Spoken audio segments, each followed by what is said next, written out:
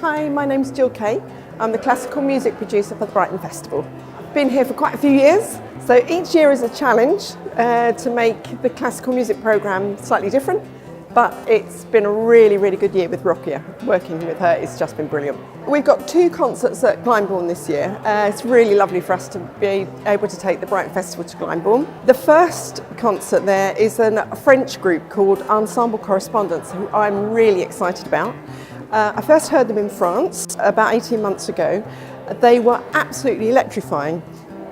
Early music is not usually electrifying, but they're a young group. They're just so passionate and enthusiastic about their music. They're just having a ball. When they're playing, they're all speaking to each other, they're all looking at each other, they're just really interacting. And for our concert, they found some new music, new scores that actually are very old, but they've never been discovered before. So for us, they're going to recreate the court of Louis XIII. And what's really brilliant about this particular group is that instead of playing their music at you, they draw you into their world. So when you're sitting in the audience, it's like you're there with them. You're part of the whole show. It's so unusual for classical musicians who, I'm the first to say, sit on the stage and just play.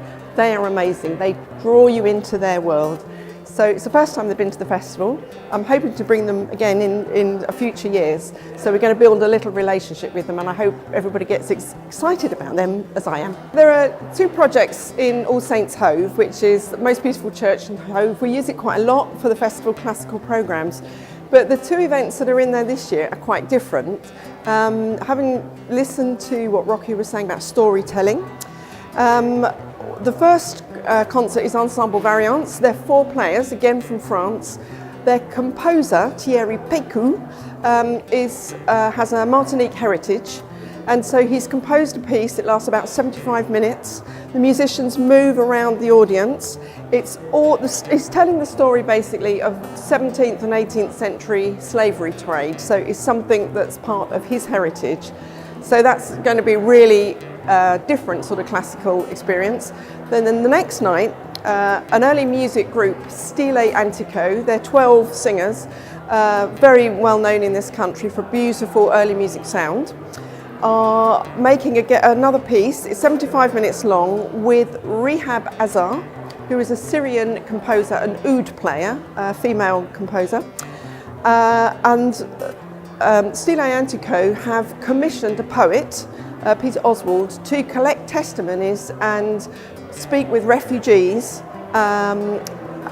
as they are sort of on their journey of exile, if you like. The whole programme is called Songs of Longing in Exile, and he's made some poems that are going to be performed by Stile Antico to some music by Dowland, which is Renaissance British music, so a real collaboration.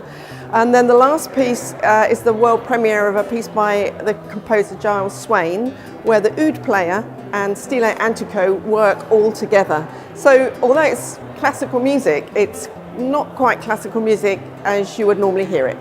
So there are 2 concerts in the Dome Concert Hall here.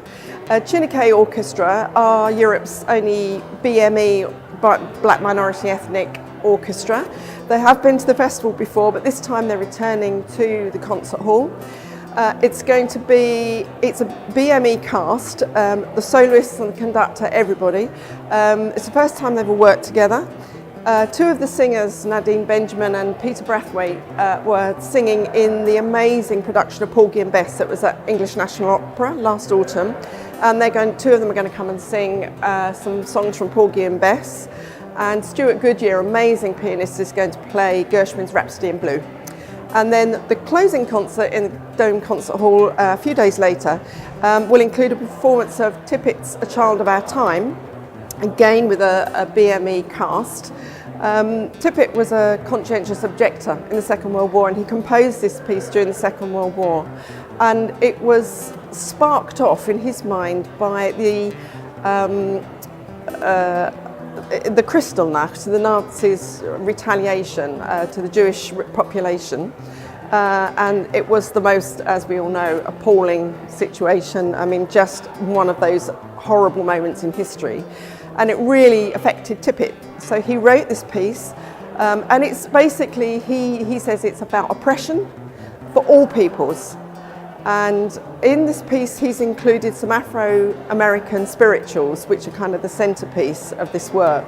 So it'll be the Philharmonia Orchestra, there'll be about 60 or 70 of them on stage, Brighton Festival Chorus, so about 250 musicians. It's going to be a really powerful performance and a great way to finish the festival. Because I've worked with the festival for so long, the thing that I always think is so special is the opening children's parade. I mean, it's just phenomenal. The whole town just stops. The traffic stops, people stop. It's just really magical. And I think actually for them to be focusing on folk tales and storytelling this year, there's going to be some really interesting things to see. It's always a brilliant start to the festival.